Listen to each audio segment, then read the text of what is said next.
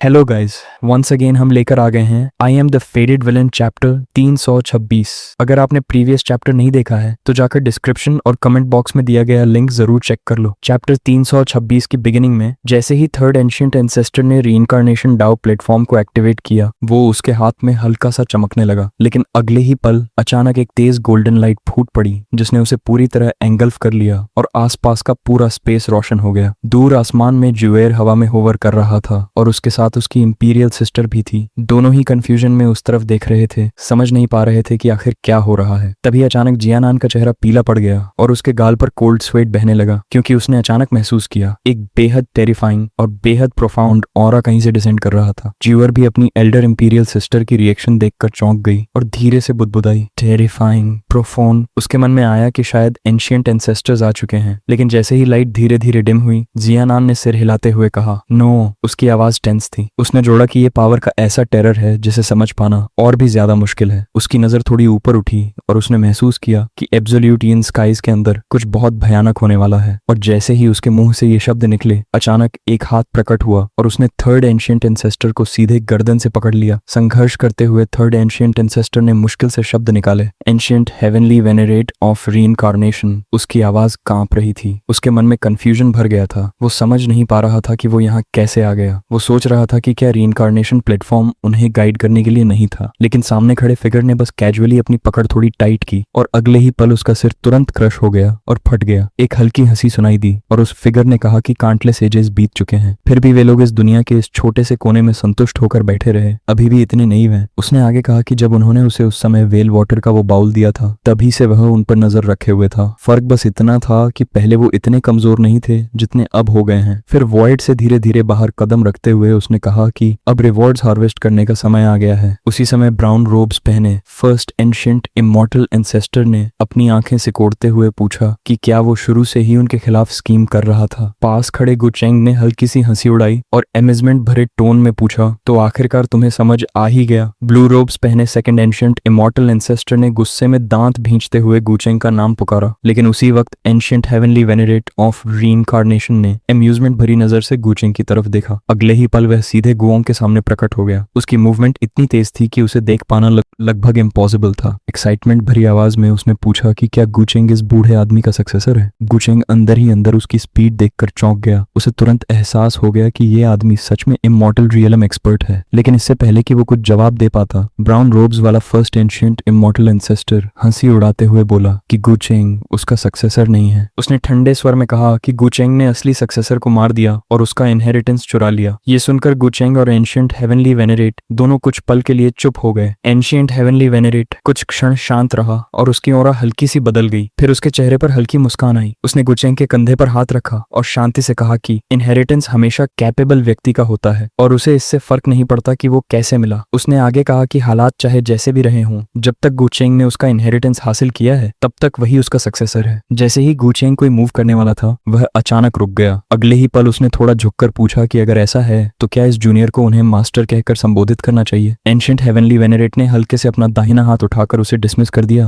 और कहा कि उनके बीच ऐसी फॉर्मेलिटीज की कोई जरूरत नहीं है। उसी समय ब्राउन रोब्स वाला फर्स्ट एंशिएंट इमॉर्टल एंसेस्टर अब खुद को रोक नहीं पाया और उन्हें शेमलेस बस्टर्ड्स कहकर कोसने लगा। उसने पूछा कि ऐसे समय में वे लोग कैसे पुरानी बातें याद करके सिंपैथी दिखा सकते हैं। फिर उसने ठंडे स्वर में एंशिएंट हेवनली वेनेरेट ऑफ रीइंकार्नेशन को याद दिलाया कि उसने अपने डाउ हार्ट पर डाउ ओथ लिया था कि वह उन्हें उस मिस्टीरियस प्लेस को खोजने में मदद करेगा, और अब वह उस ओथ को तोड़कर उन्हें बेट्रे कर रहा है। क्या उसे रिटर्बशन से डर नहीं लगता? एंशिएंट हेवनली वेनेरेट बस हल्का सा मुस्कुराया और बोला कि इस तरह की समस्या आसानी से हल की जा सकती है। उसने कहा कि अगर वे लोग एंशिएंट वेल उसे और उसके डिसिप्लिन को दे दें तो वह आज ही अपना ओथ पूरा कर देगा। गुचेंग ने चुपचाप उसकी तरफ देखा और मन ही मन सोचा कि क्या इस ओल्ड मॉन्स्टर ने उसके अंदर कुछ अलग महसूस कर लिया है। उसे एहसास हुआ कि अगर वह बस खड़ा होकर देखता रहा तो शायद उसे भी इस मामले में खींच लिया जाएगा। उसी समय रेड मिस्ट के अंदर से थर्ड एंशिएंट एंसेस्टर फिर से प्रकट हो गया। फर्स्ट एंशिएंट एंसेस्टर ने तुरंत आगे इशारा करते हुए उन्हें डांटा और कहा कि वे ऐसा सोचें भी नहीं। उसने कहा कि एंशिएंट वेल्स उनकी एग्जिस्टेंस का एसेंस हैं और वे किसी आउटसाइडर को उन्हें टेंट करने नहीं देंगे। उसने आगे कहा कि इस जगह के अंदर वे इमॉर्टल और इंडेस्ट्रक्टिबल हैं और अगर जरूरत पड़ी तो वे बैटल को इतना लंबा खींचेंगे कि अंत में वही आदमी थक कर मर जाएगा। एंशिएंट हेवनली वेनेरेट ने ग्रिन के साथ अपनी मसल क्रैक की और गुचेंग की तरफ मुड़कर कहा कि वे कुल 6 हैं, तो क्या उन्हें 3-3 में डिवाइड कर लेना चाहिए। है। गुशेंग ने तुरंत अपना हेवनली लाइटनिंग स्वॉर्ड निकालते हुए हल्के से पूछा कि क्या उसका मास्टर उसे इतना आसान मौका भी नहीं देगा। अगले ही पल एंशिएंट हेवनली वेनेरेट की ऑरा वायलेंटली सर्ज करने लगी। उसके शरीर से एक ओवरवेलमिंग प्रेशर फैल गया और उसने हल्का सा अपनी गर्दन क्रैक की। इनाफ टॉक, उसने ठंडे स्वर में कहा, show me what you have got. पहले उन्हें इतना पीटो कि वे मुश्किल से रिकवर कर सकें। और इतना कहते ही वह तेजी से आगे बढ़ा और एक विशाल रेड ब्लड ड्रैगन अनलीश कर दिया। उसने जोड़ा कि उसके बाद वे एंसेंट्रल वेल्स ले लेंगे। जैसे ही अटैक आगे बढ़ा, एंशिएंट इमॉर्टल एंसेस्टर ने तुरंत एक मैसिव जायंट हैंड बना ली और उसे रोक लिया। उसने रेड ब्लड ड्रैगन को पकड़कर डिसमिस करते हुए कहा कि ये कुछ भी नहीं है। लेकिन अगले ही पल 3 और रेड ब्लड ड्रैगन्स उसकी तरफ दहाड़ते हुए बढ़े और पहली बार वह मोमेंटरीली शॉक्ड हो गया। पर्पल रोब्स वाला एंशिएंट एंसेस्टर अभी आगे बढ़ने ही वाला था और कह रहा था कि उनकी कंबाइंड स्ट्रेंथ से, लेकिन इससे पहले कि वह अपनी बात पूरी करता, एंशिएंट हेवनली वेनेरेट अचानक उसके पीछे प्रकट हो गया। उसने बस कैजुअली अपना हाथ घुमाया और अगले ही पल उसका सिर तुरंत फट गया। फिर उसने हल्के स्वर में कहा कि लगता है वे सच में अपनी लिमिट पर पहुंच चुके हैं। उनकी फिजिकल स्ट्रेंथ मुश्किल से डाउ अचीवर्स से थोड़ी ज्यादा है। उसका अगला अटैक तुरंत दूसरे एंशिएंट एंसेस्टर की तरफ स्लैश हुआ। उसके जवाब में उस एंसेस्टर ने जल्दी से एक मैजिक सील बनाकर डिफेंस किया और कहा कि एंसेस्ट्रल लैंड के अंदर वह उसे इसकी कीमत चुकवाएगा। गुचेंग बस आसमान की तरफ देखता रहा जबकि बैटल जारी थी। वह मन ही मन सोच रहा था कि सब कुछ कितनी आसानी से एक कैजुअल स्ट्राइक में क्रश हो रहा है, जैसा कि इमॉर्टल रीलम से उम्मीद की जाती है। बिना हिचकिचाए उसने कई इमॉर्टल ट्रेजर्स निकाल लिए, immortal mountain seal, immortal slaying God और इमॉर्टल पेंटिंग डायग्राम, और खुद भी बैटल में शामिल होने की तैयारी करने लगा। उसी समय पूरा आसमान डीप पीच रेड हो गया और बैटलफील्ड के सेंटर में एक विशाल विरलहंड बन गया। हजारों मीटर दूर लगातार लाइटनिंग गिर रही थी जबकि जियानान और बाकी लोग तेजी से पीछे हट रहे थे। वो विशाल विरलहंड लगातार फैलता जा रहा था और रास्ते में आने वाली बिल्डिंग्स को डिस्ट्रॉय कर रहा था। इस विनाश को देखते हुए जियानान बस इतना ही कह पाई कि वे लोग पूरी इंपीरियल कोर्ट को कोलैप्स करने वाले हैं। इसी बीच अपर रियलम में एब्सोल्यूट यिन क्लैन से अचानक उठी यिन ची की लहर आसमान तक फैल गई और स्काइज को ढक लिया। उसका प्रभाव आसपास तक फैल गया, यहाँ तक कि पास के एक बुद्ध टेम्पल पर भी असर पड़ने लगा। टेम्पल के मॉन्क्स ने आसमान की तरफ देखा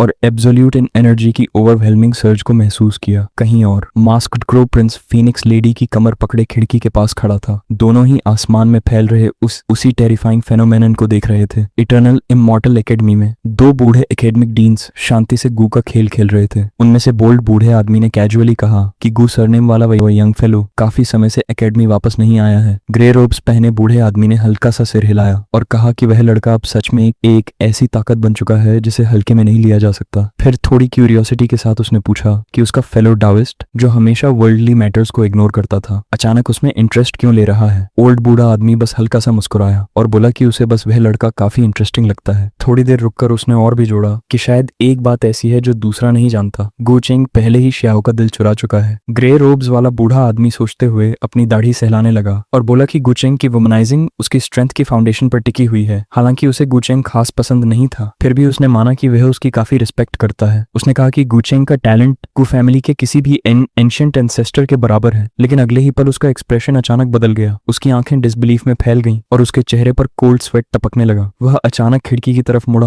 और कहा कि एब्सोल्यूट यिन एनर्जी अचानक इरप्ट हो गई है। ओल्ड बूढ़े आदमी ने भी बाहर देखा और उसका एक्सप्रेशन थोड़ा सीरियस हो गया। उसने सहमति में कहा कि इस इरप्शन का स्केल अनप्रेडिक्टेबल है और समझ नहीं आ रहा कि आखिर हुआ क्या है। ग्रे रोब्स वाला बूढ़ा आदमी फिर से धीरे धीरे अपनी दाढ़ी सहलाने लगा। इस बार उसकी आवाज पहले से ज्यादा भारी थी। उसने कहा कि उसने कभी नहीं सोचा था कि यह दिन इतनी जल्दी आ जाएगा। उसने जोड़ा कि ट्रू इमॉर्टल एकेडमी से अभी तक एक भी ट्रू इमॉर्टल पैदा नहीं हुआ है। उधर ह्यूमन एंसेस्ट्रल पैलेस में सेंट चूचू बाहर आई और उसके 2 गाइड्स उसके पीछे पीछे चल रहे थे। उनमें से एक ने सावधानी से पूछा कि क्या यह फेनोमेनन एब्सोल्यूट यिन स्काइजेस के अंदर मौजूद टेरिफाइंग क्रिएचर्स के अवेकनिंग की निशानी हो सकती है। सेंट चूचू ने शुरुआत में कुछ नहीं कहा। उसकी नजर आसमान पर टिकी हुई थी और उसके मन में बेचैनी उठ रही थी। क्या गुचेंग ने नहीं कहा था कि वह इसे संभाल सकता है? क्या उसके साथ कुछ हो गया? कुछ पल की चुप्पी के बाद उसने धीरे से कहा कि चाहे कुछ भी हो, उसे इस मामले की पूरी तरह इन्वेस्टिगेशन करनी ही होगी। इसी बीच एब्सोल्यूट यिन स्काइजेस के अंदर इंपीरियल कोर्ट पहले ही रूइंस में बदल चुका था। रेजिंग थंडर हर चीज को चीरता हुआ आगे बढ़ रहा था। 4 एंशिएंट एंसेस्टर्स लगातार फिर से रीमर्ज हो रहे थे, लेकिन एंशिएंट हेवनली वेनेरेट उन्हें मॉक करते हुए पूछ रहा था कि वे एंसेस्ट्रल वेल्स की प्राइमिडियल एसेंस को आखिर कितनी बार और बर्बाद करेंगे। उसने वार्निंग दी कि अगर वे टोटल एनिहिलेशन से बचना चाहते हैं तो बेहतर होगा कि वे वेल्स को विलिंगली उसे सौंप दें। फर्स्ट एंशिएंट एंसेस्टर ने ठंडे स्वर में जवाब दिया कि ग्रेट डाओ हर जगह मौजूद है और देर सवेर वह आज अपना ओथ तोड़ने का पछतावा जरूर करेगा। लेकिन एंशिएंट हेवनली वेनेरेट बस हल्का सा मुस्कुराया और बोला कि ग्रेट डाओ तो बहुत पहले ही कोलैप्स हो चुका है और फॉरबिडन एपिक के बाद इमॉर्टल पाथ काफी पहले ही सेवर हो चुकी है। उसने कहा कि भले ही उसने अपने दायु हार्ट पर दायु ओथ लिया हो, लेकिन अब वह ओथ उसे पनिश करने के लिए कैसे मैनिफेस्ट हो सकता है, और अगर सच में ऐसा हो भी सकता था तो वह काउंटलेस एजेस तक डोरमेंट रहकर सिर्फ उस रेल्म के डाओ फ्रूट की झलक पाने के लिए संघर्ष क्यों करता। गु चेंग ये सब सुनते हुए चुप रहा, लेकिन उसके मन में कई थॉट्स उठने लगे। वह सोच रहा था कि इमॉर्टल एंशिएंट एरा के दौरान यह आदमी फॉरबिडन एपिक से पहले ही इमॉर्टल रियलम को सुप्रेस कर चुका था, तो अब वह जिस रियलम को हासिल करना चाहता है क्या वह उससे भी ऊपर का रियलम है? इमॉर्टल किंग, इमॉर्टल एम्परर या फिर इमॉर्टल्स का कोई एंसेस्टर? उसी समय उसके मन में एक और थॉट आया, क्या अपर रियलम में जो ग्रेट केओस की बात आंट चिंग ने कभी कही थी उसका सोर्स यही एंशिएंट हेवनली वेनेरेट ऑफ रीइंकार्नेशन है? तभी फर्स्ट एंशिएंट एंसेस्टर अचानक गुस्से से गरज उठा और उसे शेमलेस स्कॉन्ड्रेल कहने लगा। उसने आरोप लगाया कि उसने शुरू से ही उन्हें डिसीव किया